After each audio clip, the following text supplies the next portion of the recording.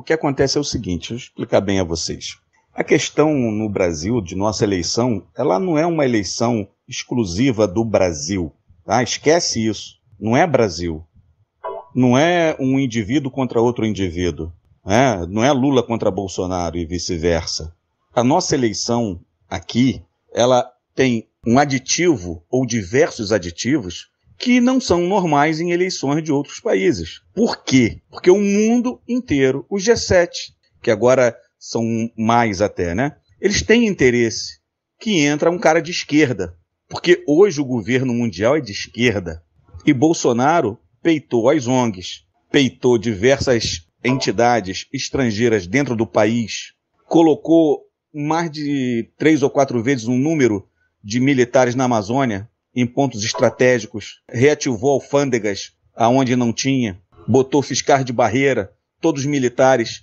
Então foram pegos dezenas e dezenas de milhares de quilos de ouro, diamante, esmeralda, tudo que ia saindo para fora. Vocês talvez não tenham acompanhado, outros talvez tenham, mas eu tenho acompanhado tudo isso. O ouro saía de tudo que era jeito, até dentro de motor de moto. Centenas de motores de moto, um motor vazio por dentro, só a casca por fora e o recheio era ouro. Tá, indo para a França, isso foi pego pelos militares. Né? Eram toneladas que saíam todo mês. E começou a atrapalhar. E não é só ouro, não. Nós temos nióbio, nós temos grafeno, e nós temos um outro mineral raríssimo, mais caro que ouro e diamante junto, que é o tântalo. E só existe onde tem nióbio. O nosso nióbio já é tirado daqui a mais de 60 anos. O povo só começou a descobrir o que era nióbio, inclusive eu.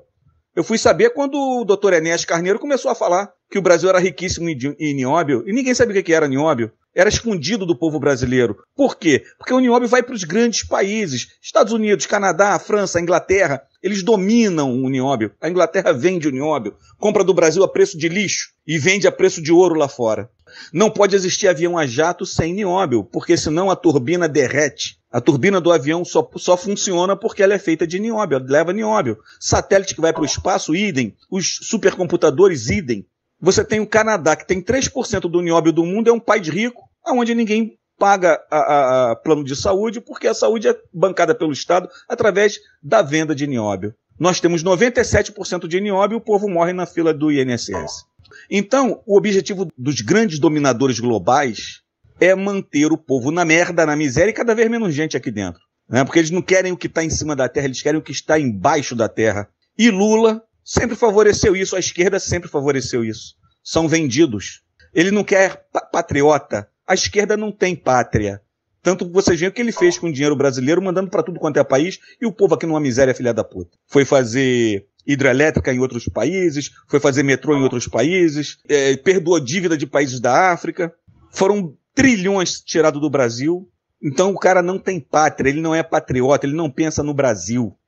Então ele é o cara ideal para estar no governo. O sistema financeiro global quer Lula no governo. Porque quando o Lula estava no governo, ele triplicou o juro para eles. Então você pegava um empréstimo e pagava uma fortuna, só de juros, durante o governo dos esquerdistas. E nós tivemos 33 anos de governo de esquerda. Não tivemos governo de direita. Você tem áudio de Lula na final da década de 90, se não me engano, 98, 99, ele numa reunião com um grupo dele, festejando porque tinham matado a direita no Brasil. E o pessoal pensando que Fernando Henrique era de direita, que o Sarney era de direita, que Collor era de direita, nunca foram. Sempre foram de esquerda e sempre favoreceram essa exploração do Brasil. O que começou a parar um pouquinho a exploração, não parou totalmente, porque o governo é de muito pouco tempo, é o governo Bolsonaro. Então Bolsonaro é a persona non grata para o mundo, porque o estrangeiro sempre fez o que quis aqui, nesses 33 anos, né, de governo praticamente comunista, socialista que nós tivemos, e agora com Lula vai continuar a mamata toda. Por isso que você tinha o mundo todo contra Bolsonaro. A mídia toda, né, mentiras e mentiras todo dia defamando o cara de tudo que eles podiam inventar, e isso era um patrocínio mundial. Então essa derrota agora, ela foi roubada assim. Basta você ver os 7 de setembro que nós tivemos, as motocicletas, as carreatas, milhões de gente. O que Lula fez? Quantas pessoas ele leva no movimento dele? É insignificante. Insignificante. Um deputado federal num movimento qualquer que faça, esses garotos que foram bem votados aí, leva 10 vezes mais do que Lula levava. E olha que Lula paga, hein? O Bolsonaro é tudo de graça. Então, o voto foi roubado? Foi. É claro que foi. Porque quando você pega o boletim de urna, tem um voto a cada 3 segundos. Isso é roubo. Ninguém vota em 3 segundos, um atrás do outro, não dá tempo. Pega 3 segundos no relógio e vê se você consegue fazer uma votação, não consegue. É no mínimo 3 a 4 minutos. Não tem isso quem sabe votar, quem sabe tocar na máquina. Do contrário, se for uma pessoa que não tem conhecimento nenhum, né, zerado de sistema de informática, que não sabe nem mexer em caixa eletrônico, esse cara vai demorar muito mais, vai levar mais de 5 minutos para fazer uma votação. Então, quando você vê uma coisa programada, isso foi um programa de computador. Tá claro. Agora, o que vai ser feito pelo governo militar não se sabe. Né? Se o governo militar já está vendido, se foi comprado, porque o dinheiro veio do mundo todo, é muito dinheiro. Se os generais não fizerem nada, foram vendidos sim, foram comprados a peso de ouro. Isso está na cara. A gente não tem que estar xingando o nordestino, estar xingando A ou B ou C porque Lula ganhou. Não, porque Lula não ganhou, ele não levou na realidade. Ele levou no roubo, ele levou numa manipulação de programa de informática. Por que eles não querem o voto impresso ao lado da máquina?